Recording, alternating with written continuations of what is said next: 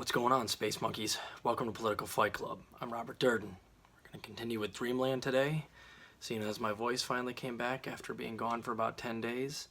This is page 173. The chapter is called Enrique on Top. Santa Fe, New Mexico. Robert Berardinelli knew a good thing when he saw one. When the Nayarit Mexicans came to town, this was, to him, a good thing. A balding man in his 50s, from a family that owned a funeral home in Santa Fe, Berardinelli was a heroin addict. He'd been addicted to the morphine molecule since back in 1969. He'd smuggled pot from Mexico in the 70s and done some prison time. He'd been desperate to get off dope for years, tried methadone, but it didn't help. For most of his addiction, he purchased his dope from various Santa Fe street dealers. This was risky. His family had been active in public service in Santa Fe for most of the century. Berardinelli's had served as judge, city councilman, postmaster, and county treasurer. For him to be hustling hits of heroin on the street from people he didn't always know exposed him to arrest and his family to shame. But a lot changed back in the summer of '97, he later told detectives, when a group of heroin traffickers from the Mexican state of Nayarit showed up in Santa Fe, led by a guy who occasionally went by the name Enrique. Heroin had taken Enrique a long way from the Toad. On the plane out of Yuma Airport heading to New Mexico, on the day that he watched those migrants rounded up, Enrique knew this trip was his moment, the one he had waited for. He'd been through childhood poverty, sold dope as a kid in the San Fernando Valley for uncles who underpaid him, then sold for a boss in Phoenix. He was married and had a lot to prove. He knew the business and was confident in his abilities as a salesman and a motivator of people. Now in 1997, he was heading off to start his own heroin cell. Before leaving home, he asked his parents for their blessing. "I don't know if I'll be returning," he told them. Watching La Migra roust those dusty immigrants from the Yuma airport put something of a closure on the last nagging qualms he had about selling Chiva. He arrived in Albuquerque, intending to make it the site of his first heroin business. But early on, he met an addict from Santa Fe who said construction workers in the town were heavily addicted. He paid the guy $5,000 for an introduction to some addicts. He found Santa Fe wide open, no gangs, no competition. There, he set up the heroin cell that had been his goal for almost half of his life by then. He brought in kids from his village. Right off, that felt good, to be an employer, a benefactor. He taught them how to drive, how to package heroin in balloons. He taught them the streets. He paid them $600 a week, plus all expenses, including the coyote's fee to cross them into the United States. Soon his cell was selling balloons around Santa Fe, and he returned to Nayarit. He employed almost 24 kids over the next 3 years from the poorest ranchos. They worked harder, didn't steal, and were grateful. Some wanted to work for a bit and then return home to party.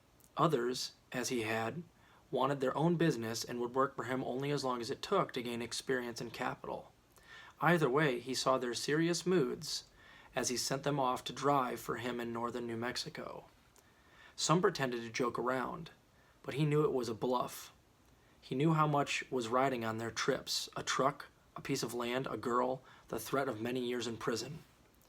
Jalisco boys were church mice in the United States. That ended as soon as they got home. They were young men and wanted to party. Enrique liked to think of himself as a guy who took care of his employees because he had been there himself. He took them to El Queros, strip club in Vallarta, all expenses paid, or to beach resorts in Nayarit. No sugarcane farmer was ever going to get into one of those places. Meanwhile, he hired his mother a maid. He paid for a sister's quinceañera, the traditional Mexican coming-out birthday party for a 15-year-old girl. He paid for another to attend college. In a speech at her graduation party, she thanked her brother for all he had made possible. He took his family to fine restaurants in Tepic, where they nervously rubbed elbows with the city's middle classes. He would look around these restaurants and realize that Chiva had finally allowed him to cross the river that separated his rancho from the world. "At least I'm not going to die wanting to know what's on the other side," he told himself. Enrique bought the land where he and his father were born. He hired men to help his father in the field. Seeing his son with some cocaine one day, his father took Enrique aside. "Be careful with that stuff," he said. don't use it. He admitted he had been drunk for too long. It was the first time he had spoken to Enrique as a father should to his son.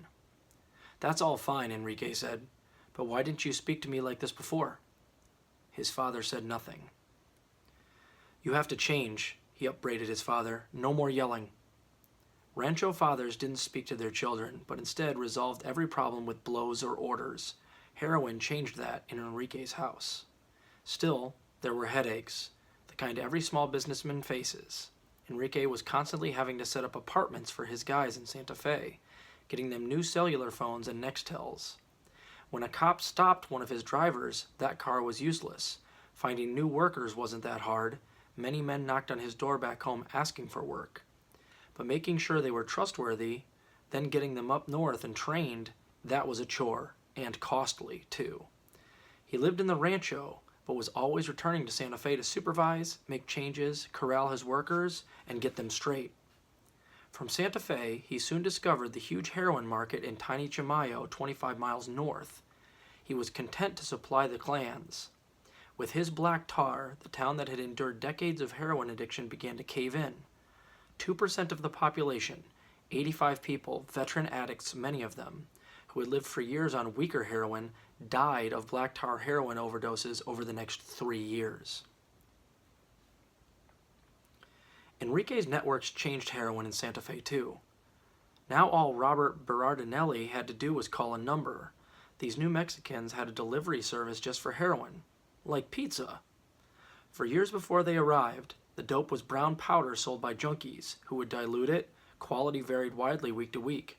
But the Nayarit guys didn't cut their heroin. They were always careful to deliver only balloons containing a standard weight of black tar heroin, which was uniformly potent. Most surprising, they didn't use their product. Every heroin dealer Berardinelli had known up to that point was a user prone to cutting his dope, but these guys couldn't care less about using. They seemed interested only in making money. I always dreamed of that. I'm gonna go get clean and make some money doing this, Berardinelli said. Every junkie I knew had that plan and never did it. These guys were fulfilling every addict's dream. To Berardinelli and the street dope fiends, those Nayarit balloons became a brand every bit as dependable as Coke can or a Holiday Inn sign. You always knew what you would find inside.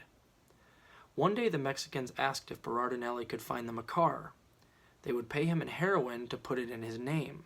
So Robert Berardinelli undertook another life, that of a facilitator for a cell of Jalisco Nayarit heroin dealers. He charged them 3 grams to put the car in his name, and another 2 grams to insure it. Then the jobs multiplied.